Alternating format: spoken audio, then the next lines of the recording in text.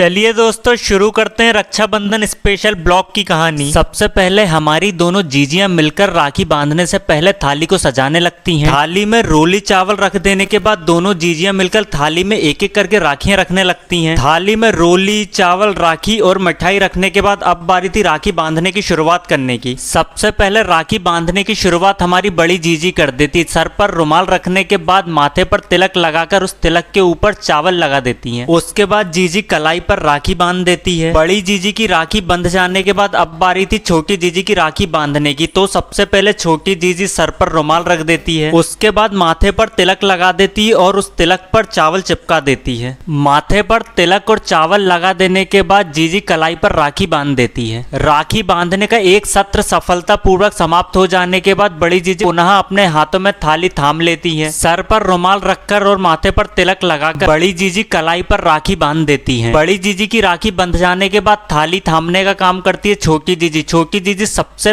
पहले माथे पर तिलक लगा देती है। तिलक लगा देने के बाद जीजी उस तिलक के ऊपर चावल लगा देती है। उसके बाद जीजी कलाई पर राखी बांध देती हैं। हम दोनों भाइयों की राखी बंध जाने के बाद अब बारी थी घर के सबसे खास सदस्य की राखी बंधने की। वो थे हमारे भांजे साहब। सर पर रुमाल रखने के बाद और माथे पर तिलक और चावल लगवाने के बाद फाइनली हमारी छोटी जीजी भांजे साहब की कलाई पर राखी बांध देती है और हमारे भांजे साहब के फेस पर एक स्माइल आ जाती है प्यारी सी। भांजे साहब के बाद जीजी हमारे पिताजी को तिलक लगा देती है। उसके बाद हमारे पिताजी चले जाते हैं इटारसी हमारी बुआ के घर राखी बंधवाने। शाम को हमारे मामा पिपरिया और नागपुर से आ जाते हैं और मम्मी उन्हें राखी बांध देती हैं।